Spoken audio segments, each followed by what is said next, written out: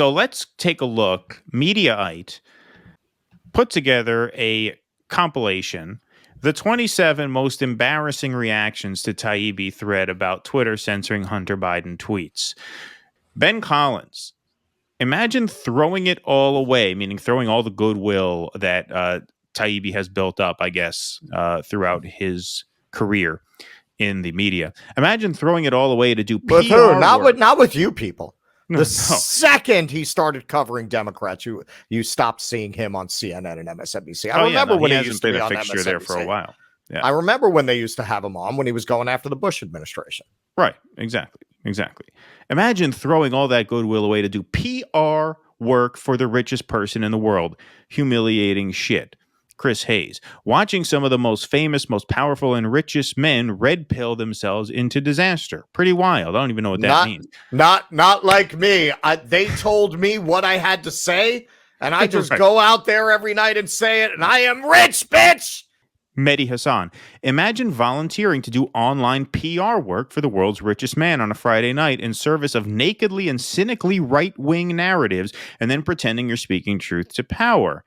Elias Cepeda, watching Matt's unbelievable fall into lazy reactionary commentator and now PR hand for the world's richest man. Let's go to another one. From calling Goldman Sachs a vampire squid to giving free PR to the world's richest billionaire. Man, what a career journey. Is everybody picking up on a... it's amazing. It's amazing. Like this would make you believe that there's a conspiracy. Well, that's what I said before. It seems like they were all on a conference call. How would you get the idea that these people are conspiring with each other? Jason Schreier. Editors are great, not just because they make your work sharper, but because you can ask them things like, hey, should I be doing PR work for the richest man on the planet? And they'll say, nah. Matt Taibbi. Or you might say, hey, should I question this WMD narrative? Seems sketchy. And they'll say, nah. Right, exactly. Matt Taibbi, what sad, disgraceful downfall. I swear, kids, he did good work back in the day. Should be a cautionary tale for everyone. Selling your soul for the richest white nationalist on earth. Well, he'll eat well for the rest of his life, I guess. But is it worth it? Jason Wilson, I know he's telling you what you want to hear, but that doesn't change the fact that he's working PR for one of the richest men in the world. He didn't get the story, says Ross McCafferty. It was handed to him so he could do PR for the world's richest man. PR for the world's richest man. PR for the rich. PR for the rich. PR for the rich. This is what I would ask them. What is the Democratic Party if not a PR firm for the rich? The Democratic Party is, in a sentence, a PR firm for the world's richest people. It is a way to basically give the world's richest people a way. It basically exists to launder the guilt of the world's richest people. That's what it is. It's rich people donate to this party so that these people can sort of feel good about being at the top of an unjust system while making themselves feel like they're trying to make it more just when they aren't.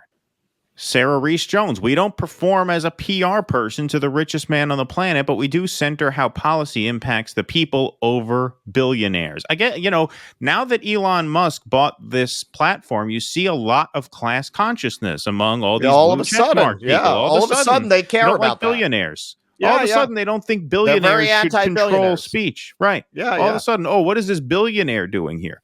Whereas, obviously when the Sanders campaign would talk about, you're being divisive. Oh, why are you being divisive? Yeah, that's not the American way. No, and also people are free to make $1 billion, right? And these were private the problem companies. is they have the richest man in the world going rogue. And that's a real problem. Rogue. That's the real only problem issue. Because they're not used to billionaires not cooperating with them. They're used to billionaires understanding how they got to be billionaires, and so they give back, right? They play the game, like Bill Gates, Jeff Bezos, right? They're not used to this, Richard Branson. They're not used to this, right? They're not used to a guy saying, you know what, I'm going to take 44 of my $270 billion net worth, and I'm just going to upend this, very, very significant forum of public discourse, right? I'm going to upend it. I'm going to fire 75% of the people. I'm going to I'm going to rewrite the rifle rules. I'm through going the to open closets. source. Right. I'm going to expose the documents. Right. They don't like that. That's what they don't like. They don't mind that a billionaire could. They got Mark Zuckerberg under their thumb. He's a billionaire. They don't have a problem with him because they brought him to heel. They had now you never hear about Zuckerberg now. No, you never hear about him now. No. He got his mind right. Exactly. After 2016, they dragged him in. How did you let these Russians buy these ads on the side? You know what I mean? Now, a few years later, and but they whipped him into shape. That scared him enough, and now he does more or less what they want. Haven't heard about him. It's the billionaire who doesn't go along with the plan. That's what they're upset about. Right. And before they were celebrating the freedom of private companies to enforce their own rules. They were celebrating it. That was so wonderful. You were such a fool if you brought up the First Amendment, right? Because these are private companies. Of course. Elon Musk bought it. Now, all of a sudden, they're not private companies anymore. Now the government has to do something about it.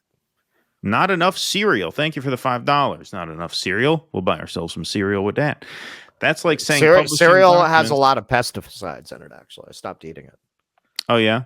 I get some of that non-GMO, sort of like pumpkin granola cereal. It's pretty good. Doesn't mean it doesn't have the pesticides. I went over to oatmeal. Oh, okay. All right. He's on oatmeal. Well, he'll get some oatmeal.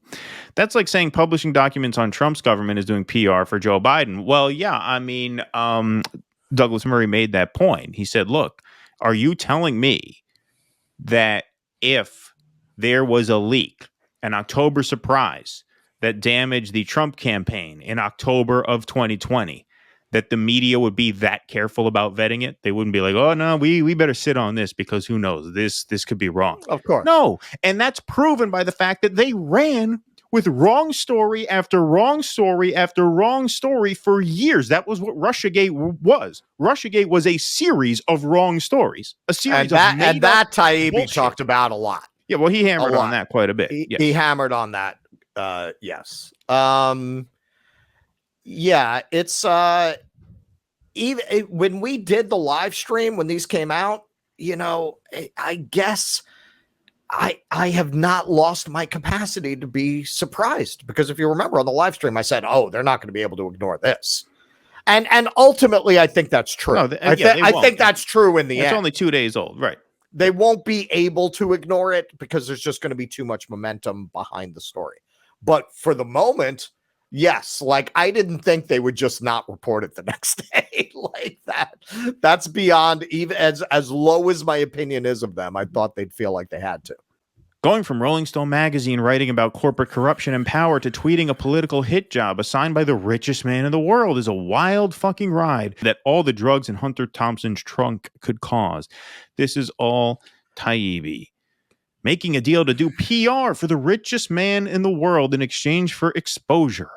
I don't really expect the world's richest man to, I mean, like you said, it's just amazing. Where do people get the idea? It's almost like haiku. Like it's like a writing exercise. Okay, you have to write a tweet that includes doing PR for the world's richest man, the idea that Taibbi used to be great and now he sucks, and go. Well, Taibbi, he posted this, and his tweet said, I'm going to look at this and look at which of these journalists have done PR for the FBI, the CIA, the State Department, the Democratic Party. Yeah, no, I mean, well, that's a good point too. Absolutely. But what this reveals is just, I mean, it just shows you how unoriginal these people are, how unintelligent they are, how incurious they are, how conformist to the core they are. They don't view originality as a virtue. That's why they call original thinkers conspiracy theorists, right? The guy on Ancient Apocalypse, what's his name? What's his name? Graham Hancock. Yeah. He has a theory, of ancient civilization that defies mainstream orthodoxy, what do you care? I suppose. What the hell do you care? Why is that an offense to you? It's an offense to these people because it's not just that they are incapable of original thought. They have contempt for original thought. That's what it is. These people just fundamentally do not like it when people think for themselves. Well, this is what I don't understand. Like, look, you do know that that's the whole history of science, right? Like, that's how it's supposed to work. That Right. theory stands Right. until proven otherwise. And journalism, as it's been practiced post Yellow Sheets, as it's been practiced in the modern era, has basically taken its cue from science, that you follow the facts wherever they lead, and that theory of the facts stands unless proven otherwise. But you want people to question the premise because maybe it turns out to be otherwise. What they call the news the first draft of history, right? So you want people questioning that first narrative. Just like in science, you want people. That's why we call it the theory of evolution. We don't call it the fact of evolution. It's the longer a theory stands, the more credibility it has. But that's the basic premise of science, that nothing is final, right? So the entire this is what's really they never seem to think about. All of these social causes that you claim to care so much about, but really just have hijacked as a virtue signaling opportunity, would never have happened based on your philosophy. Homosexuality was not only considered socially to be an evil and a sin, it was scientifically considered to be a pathology. In the DSM manuals, homosexuality was a category of pathology. Now, if people had gone with your premise, it still would be, right? Because why? What are you doing? Questioning the scientific establishment. You're It's science. Who are you? Science. To ask this question, right? It's right there in the manual. It says right there, manual. So they never seem to think about that all of these things that they claim to believe so deeply, these beliefs were only arrived at because people questioned authority, because people questioned convention. Please clap.